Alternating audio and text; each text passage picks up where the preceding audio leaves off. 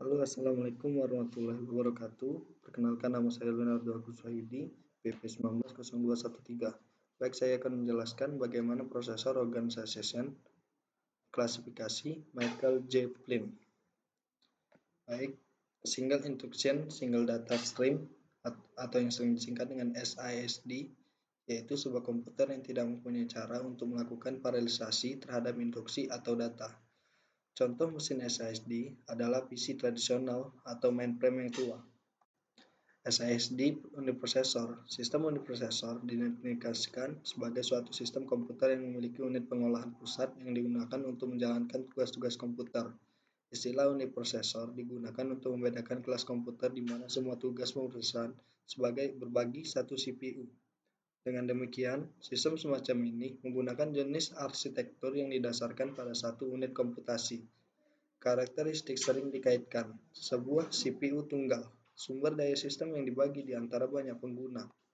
Single Instruction Multiple Data Stream atau yang sering disingkat dengan SIMD, yaitu sebuah komputer yang bisa memproses banyak aliran data dengan hanya satu instruksi, sehingga operasi yang diterapkan adalah operasi paralel.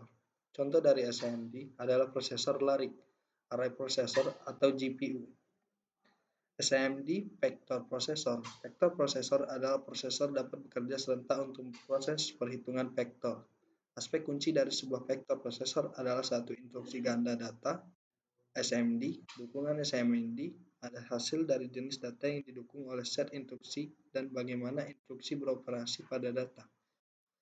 SIMD array processor. Array processor atau subprocessor adalah prosesor terpisah yang dapat ditambahkan pada prosesor utamanya. Dengan array processor, perhitungan aritmatika yang besar dan sulit dapat dilakukan dengan memecah atau membagi perhitungan tersebut dan dilakukan bersama-sama antara central processor dan array processor.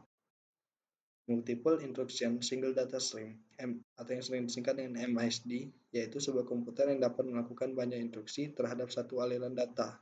Komputer ini tidak mempunyai contoh, sebab meski pernah diproduksi, hal itu diproduksi untuk perwarupa, prototype, dan tidak pernah dirilis secara massal. Yaitu sebuah komputer yang mempunyai beberapa prosesor yang bersifat otonomus yang bisa dilakukan instruksi yang selisih pada data yang terselisih. Sistem terdistribusi umumnya dikenal untuk MIMD, entah itu mempergunakan satu ruangan memori secara bersama-sama atau sebuah ruangan memori yang terdistribusi. MID Shared Memory. Arsitektur ini menyediakan global addressing sehingga berbagai prosesor mempunyai cara pengaksesan memori yang seragam. Setiap perubahan pada suatu lokasi memori oleh suatu prosesor akan selalu terlihat oleh prosesor lain. Symmetric multiprocessing melibatkan arsitektur perangkat keras komputer dan perangkat lunak multiprosesor, di mana dua atau lebih prosesor yang identik terhubung ke memori utama tunggal yang dibagikan memiliki akses penuh ke semua perangkat input dan output dan dikendalikan oleh instant sistem operasi tunggal yang memperlakukan semua prosesor sama, tidak memesan untuk tujuan khusus. Sebagian besar sistem multiprosesor saat ini menggunakan arsitektur SMP. Dalam kasus prosesor multi-inti, arsitektur SMP berlaku untuk inti, memperlakukan mereka sebagai prosesor terpisah. Non-unified memory access. NUMA adalah arsitektur multiprosesor di mana memori dibagi menjadi penyimpanan yang ketat dan jauh, dan waktu akses memori tergantung pada lokasi memori relatif terhadap prosesor. NUMA mengakses prosesor memori lokal mereka lebih cepat daripada memori non-lokal.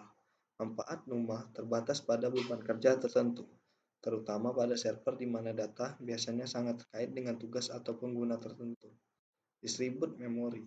Arsitektur ini mempunyai karakteristik di mana setiap prosesor memiliki memorinya masing-masing sehingga eksekusi instruksi dapat berjalan secara independen antara satu prosesor dengan yang lain. Prosesor akan menggunakan jaringan ketika membutuhkan akses ke memori non-lokal.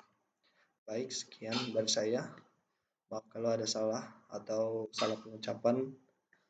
Baiklah, saya akhiri dengan Assalamualaikum warahmatullahi wabarakatuh.